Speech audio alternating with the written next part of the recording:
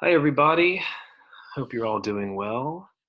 Today's lecture, called, as you see, Turning the Tide, and a big idea that we've talked about regarding the middle phase of the war, about 62 to 63, and Lincoln coming around to emancipation, is the ways that these incidences on the battlefield were interconnected with events at home and even events abroad.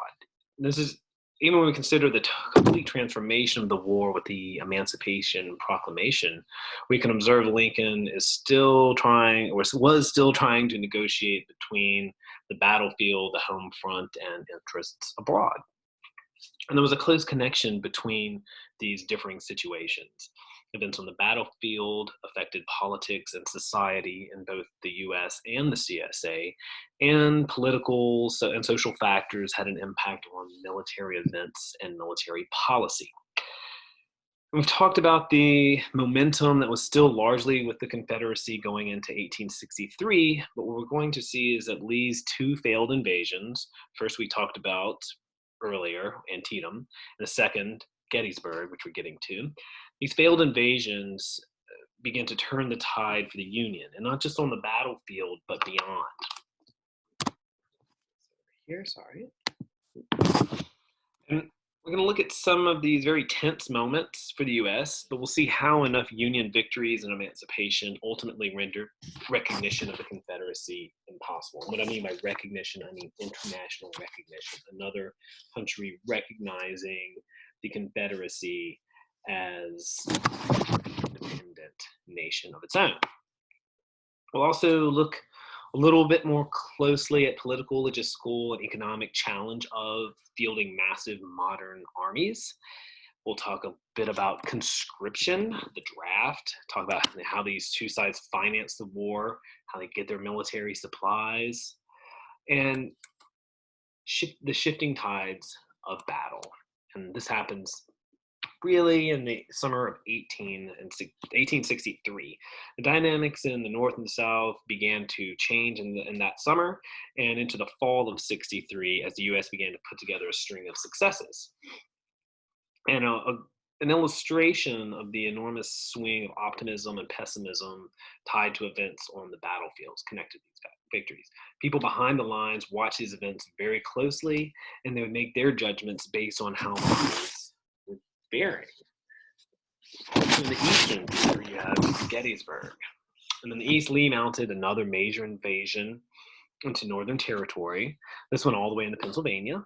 And for many of the same reasons he had gone into Maryland in 62 to get provisions and to exploit political divisions in the North. He got as far as Adams County, Pennsylvania, where he fought the Army of the Potomac yet again under his fourth commander, George Meade, fourth commander in 8 months. So McClellan, Burnside, Hooker, and now Meade. And Lee lost this enormous battle waged at Gettysburg, happened in the first days of July of 1863.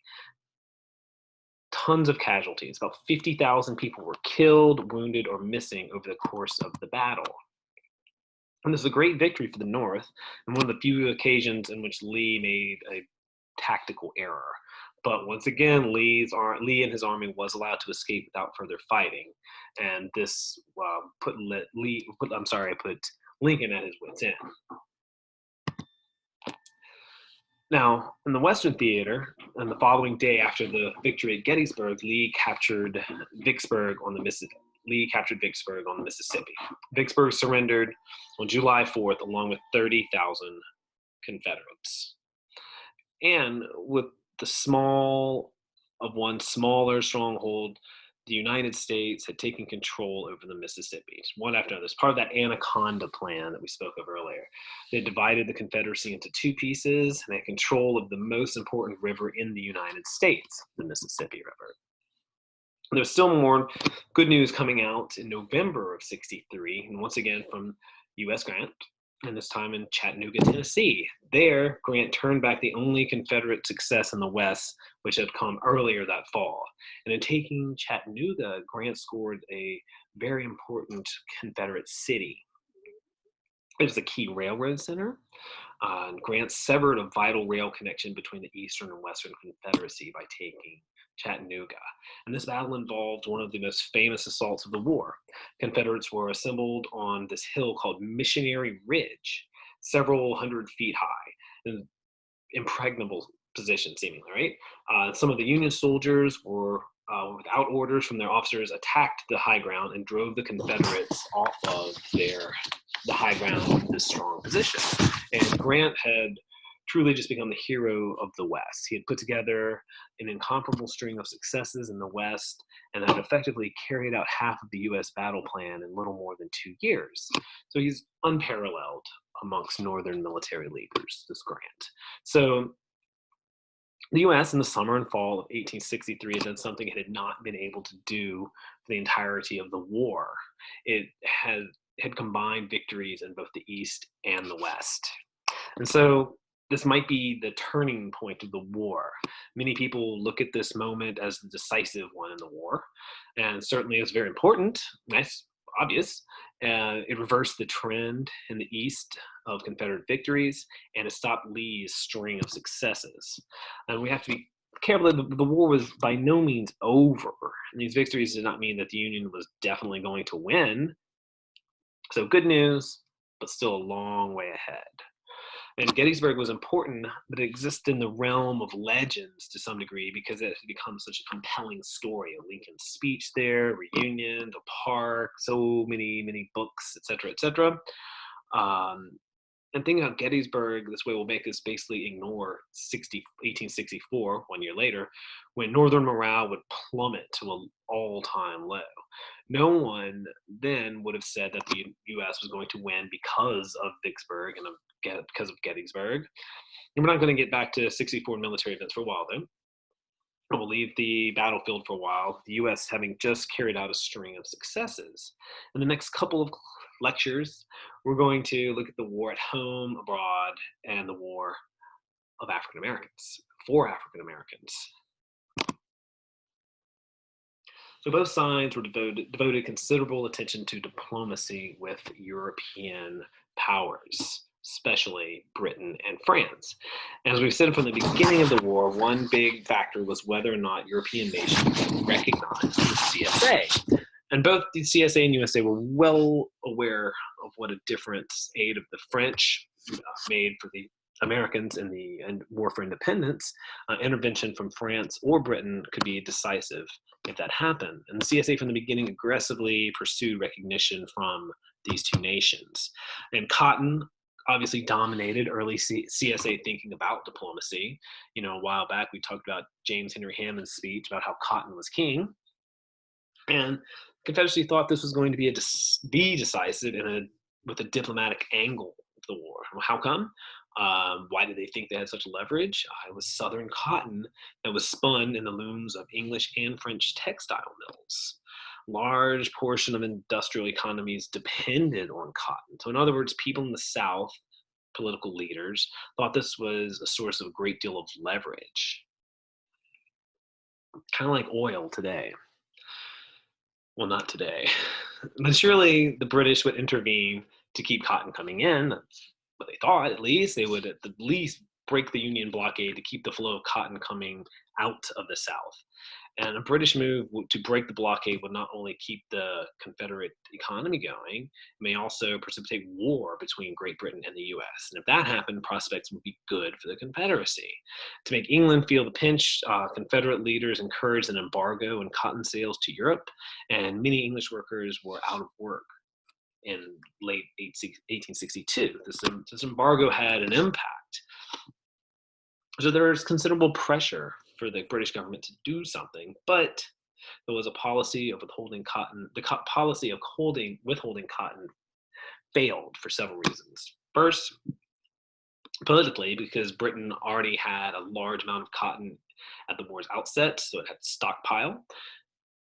Also, it failed because Britain had found new sources of cotton from England and India especially. It's not as high quality as US short staple cotton, but still useful. And the British economy wasn't hurt as badly even when cotton production did lag a bit because other areas of Britain economy was doing very well. So ammunition, arms and ammunition, steel production, etc. Wool and linen production also went up to make for the loss of the textile population. And the Union blockade did complicate diplomatic affairs during the war, but not enough to cause a war. That did cause significant tensions between both Great Britain, France, and the United States. So, for one thing, the blockade was a violation of international law. International law said that a blockade had to be effective in order to be legal. So, in order to be binding, to be honored by neutral nations, it had to be completely effective. And the Northern blockade did not seal the entire 3,500 miles of the CSA coast. There was more than 180 bays, inlets where blockade runners could move easily in and out of the CSA. The U.S. Navy just wasn't big enough to cover this. So, in other words, it didn't meet the test of international law. And ultimately, Great Britain decided not to challenge the legality, though. Great Britain did a lot of blockades itself and didn't want to be taken to task if they didn't do it entirely according to international law. And this was, of course, a large disappointment to political leaders in the Confederacy. It was the closest U.S. came to war with Great Britain was in 1861, what was called the Trent Affair. This is when a U.S. warship stopped the British vessel Trent and seized two CSA diplomats and imprisoned them in Boston. And Great Britain objected to the U.S. stopping what was a neutral vessel. Britain was officially neutral, and the U.S. had no right to stop its ships. So Britain sent troops to Canada, sent troops to North America. They sent a strong message to Washington, and the U.S. admitted impropriety, ordered the release of these diplomats, and the Trent Affair passed without war happening. And the closest that the CSA came to being recognized by Great Britain or France was in the early fall of '62. This impressive string of victories that Lee had put together that summer, culminating in the Second Battle of Bull Run, was impressive to the French and to the British, and convinced many in Europe that the CSA was going to win the war. In fact, Emperor Napoleon III of France was urging recognition, but he was not going to make a move unless Great Britain came along. And Lee's Maryland campaign was extremely important in terms of these diplomatic questions. A lot was riding on these battles. And on September the 17th, the day of the Emancipation Proclamation, the British Foreign Secretary told the Prime Minister that Great Britain should try and mediate an end to the American War. And if mediation failed, he said, we should recognize the Confederate States as independent.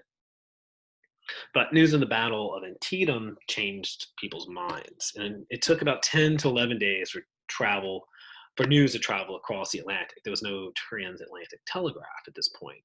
And last news they were looking on was they were having these discussions about the Second Battle of Bull Run. That's what they knew. But Antietam made them pause, slowed enthusiasm for the CSA. News of Lincoln's preliminary Emancipation Proclamation killed it. So the South's last real chance for recognition ended here, and was basically over when the Emancipation Proclamation became official on January 1st of 1863. At this point, it was clear that anti-slavery Britain would never ally itself with the pro-slavery Confederacy. Charles Francis Adams, the son of John Quincy Adams and grandson of the first John Adams, he was the American ambassador to Great Britain, and he observed, quote, "The Emancipation Proclamation has done more for us here than all our former victories and all our diplomacy. It is creating an almost conclusive reaction in our favor." So there would still be squabbles between the U.S. and Great Britain, but negotiations in the end prevented delivery of warships. There was warships being produced in Great Britain for use by the Confederacy, but did not cause a war. Also, issues over ships that British shipyards were building for merchants as well for the CSA. That was looked on disfavorably upon by the USA. But in the end, there was no war between the US and Britain, and neither Britain or France recognized the CSA. So the US won that diplomatic war. Why? So the CSA was never able to string together enough victories to convince Europeans that it was a good idea to intervene on their behalf. Also, emancipation. Great Britain and France no longer had slavery in their empires. So another subject, the problem of running and supplying these huge armies. Wars demand men, money, they demand material in order to keep things going. It's a continuing problem from leaders on both sides was finding enough of these things. And both sides had to work hard to find the bodies to keep the ranks of their armies full. A problem for both sides. The Confederacy enjoyed an initial surge, but have a hard time keeping ranks for the entirety of the war. In the summer of 61, about 500,000 men volunteered for the army, Confederate Army. This is 500,000 of about 800,000 who served in the course of the entire war. Many, however, just enlisted for 1 year, 12 months. And by April of 62, the Confederate Congress faced the problem of thousands of men leaving service. And obviously, they could not afford this. So the Confederacy's Conscription Act, that we have, the act that retained service for anyone who volunteered for shorter service, they were kept in the army. So if you volunteered for a year in May of 61, in April of 62, they're keeping you in the army. It seems like a betrayal of trust for many. The Confederacy could not maintain the war effort if they did not compel men to fight, though. It's a dramatic change from previous U.S. history. Never had there been a draft in American history. So it was ironic that it was the CSA that supported this, since the Confederacy was allegedly built upon ideas of local control and limited national government.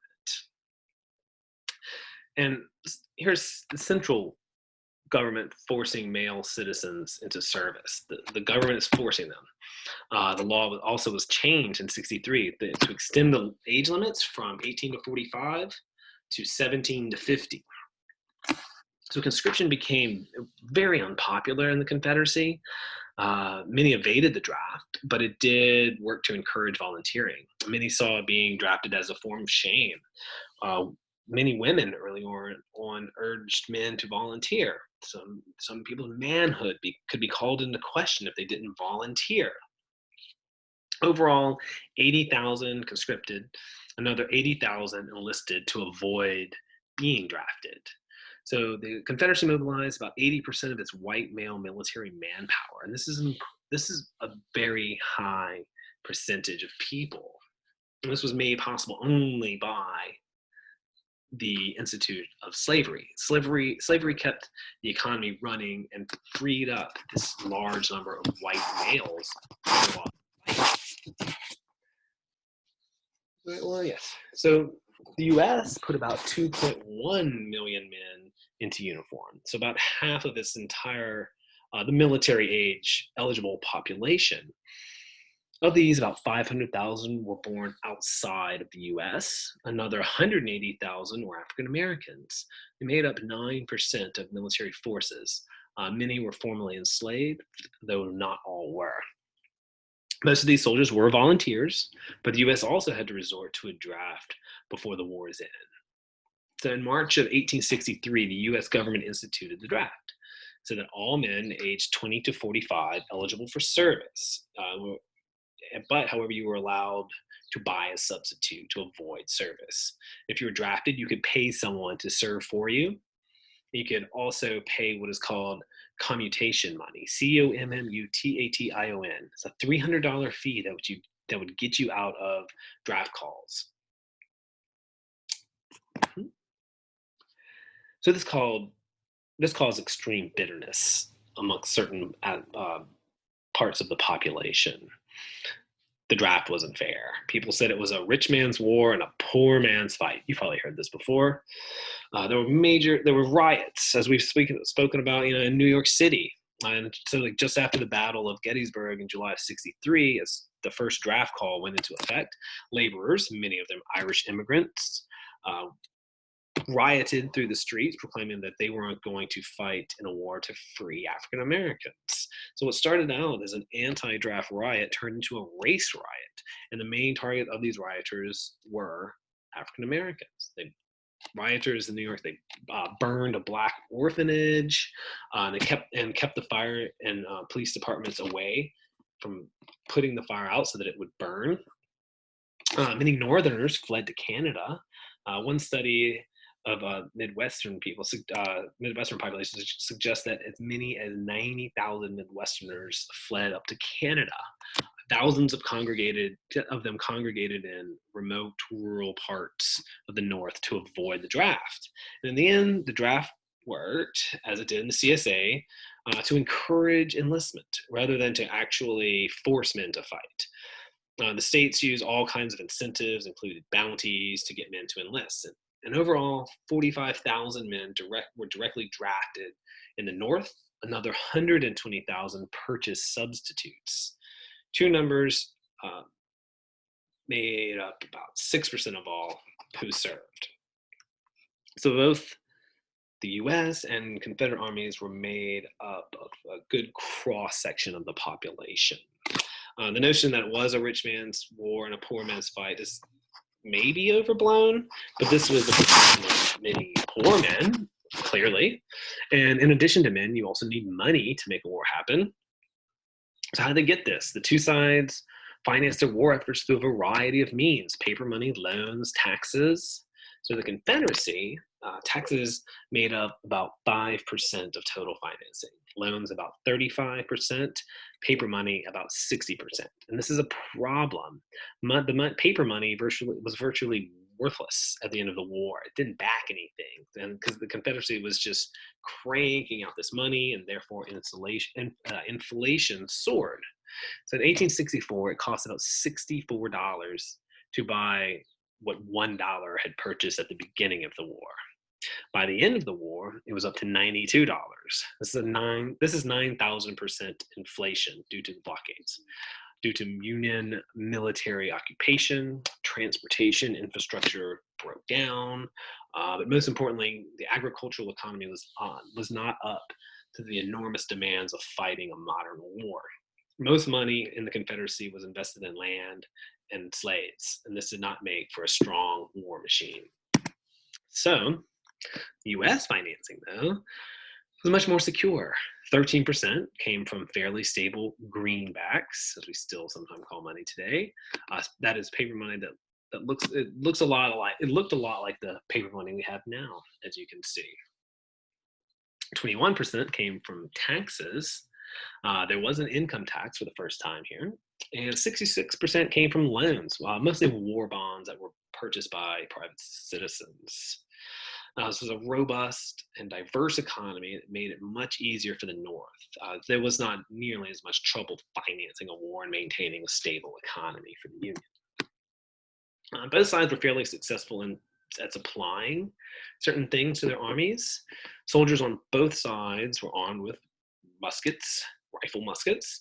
The Confederacy imported about 600,000 of these. The Union imported 1 million and produced 2.5 million, and also produced a number of other weapons, which the CSA was not able to do. The US did a better job of producing ammunition. The CSA was not able to produce reliable ammunition. CSA artillery shells were so unreliable that infantry units would often force artillery units not to fire from behind, even though this would have been helpful, right? One thing that is often recognized is that the CSA did a good job in shifting its economy to make the war machine work. Towns like Augusta, Georgia, Selma, Alabama became important centers of production for war-related items. But obviously, they lagged far behind the USA. U.S. armies were generally much better supplied, though it should not give the impression that the Confederacy was not able to supply itself. No point in this war did the Confederacy suffer a defeat that was the result of shortages in clothing, food, ammunition, etc. The Confederacy found a way to provide arms for its soldiers. Of course, deficiencies hurt, but they were not necessarily decisive.